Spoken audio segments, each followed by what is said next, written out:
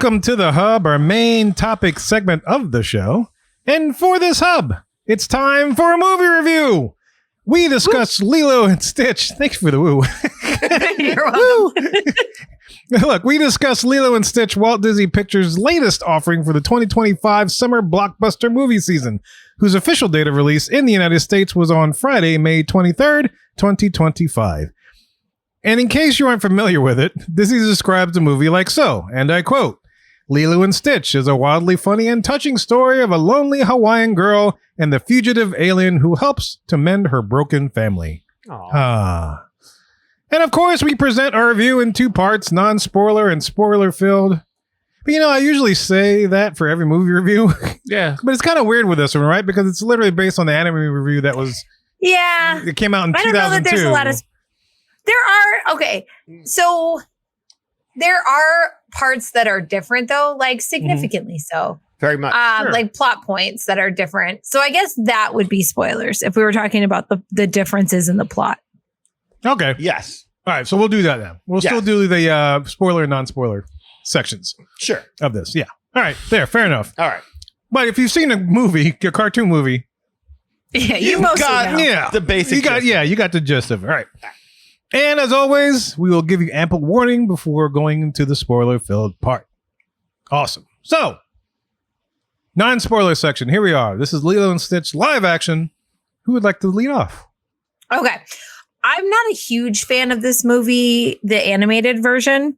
It just wasn't, it did never really knock me over. I liked the characters. Mm-hmm. I liked the story, but something I just didn't love the animation style. I don't know. This movie wasn't ever really my favorite. And I really liked the live action version. Oh, really? I liked it better, to be honest. Like I would people probably are going to hate me for saying that. I feel like I could throw out the animated version and live with this live action version as the only thing. And that would be totally cool. I liked it better. I thought it was a better movie. Well, say goodbye to your bookings for 2025. I know, for real. People are going to be so mad. I thought it was a better movie. I liked the story better. I found the characters to be more endearing. Hawaii is such a beautiful place. It's like, I was happy to see it live. I thought the characters were better in this one. I don't know. Yeah, I liked it better. That was my overall impression. My overall impression was good. Much appreciated. I liked it. And to me, the best two parts of the animated version were the two songs that are like, not hits, but like the Hawaiian roller coaster ride song. And then the, what's the other one they play at the beginning? It's instrumental. Yeah, that one. That's Hawaiian roller coaster ride. That's Hawaiian roller coaster. No, there's another one at the beginning. Yeah. I like that one too. What are you trying to say, Rachel? Every Hawaiian song sounds alike. No, I am not. I was going to say, Kevin's busted it out. I didn't know it was the same song. Yeah. I was ready for you to break up I was the getting ukulele. across, Yeah. Yeah. Oh, good. So they repeated the two songs that I really like from that soundtrack. So I was happy about that.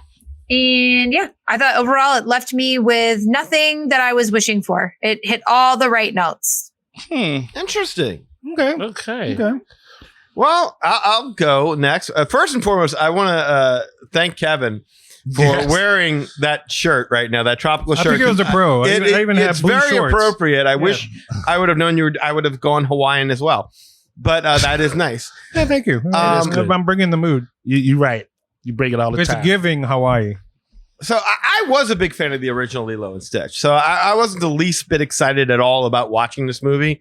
And anyone who's ever listened to this podcast knows that I don't like these live action remakes at all. In fact, I don't know of a single Disney fan who is screaming for Disney to make more of these. I can talk to people who will be like, well, the Lion King remake was pretty good, or the Jungle Book was okay, or Cinderella wasn't all that bad. But that's about as good as it seems to get. I've never heard until today, the remake was better than the original.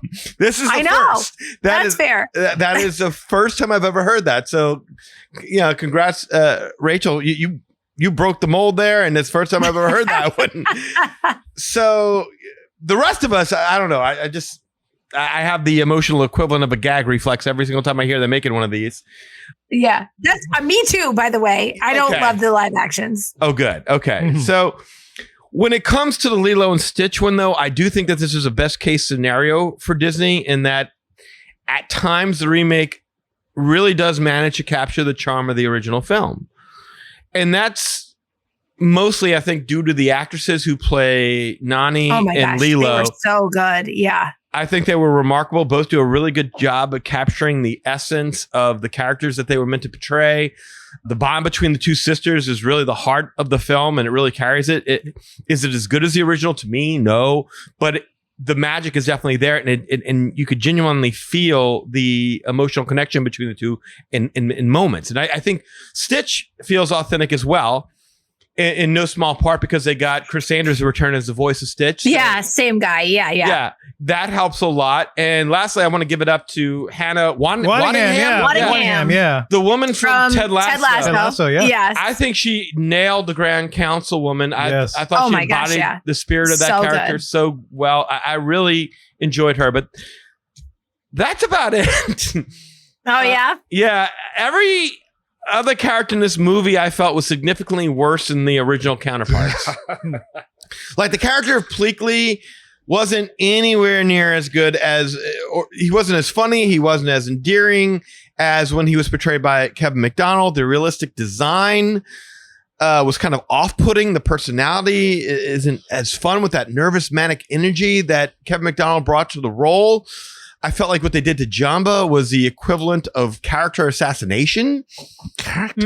Yeah, I like Zach Galifianakis, but he was just wrong for this part. And I don't know why they chose to do away with the accent. I mean, yeah, that was weird. Yeah, you got David Harbour hamming it up as the Red Guardian over there. Why not get him in there doing this? I thought that would he could have done it. Yeah, he could have done a really good job. I thought Courtney B. Vance is no Cobra Bubbles. The dichotomy of that large, muscled up ex-CIA operative that is now a kid's social worker is completely lost because Courtney B. Vance just doesn't look like a badass. No, he does not. You know, so he's nowhere near as intimidating as Ving Rhames. And Ving Rhames and him, they're only like a year apart in age. So I don't even know why Ving Rhames couldn't have just played the part. And then they basically split the role of Cobra Bubbles between him and Tia Carrere. Right. Okay. So that gave him even less to do. The character of David was just almost like a complete afterthought. Yeah, he had no significance. No significance whatsoever. His only reason for being there seems to be to remind the audience of how awesome Nani is. And that leads to my one major criticism with this movie is that it's the way they portray Nani. That really derailed the film for me. Yeah. I really liked her. Oh, did you? I liked her too. I thought the actress did a great job. I thought when she had to convey emotion between her and her sister, she nailed it. The actress did a phenomenal job. It was just the material she had to work with just didn't seem to embody the character.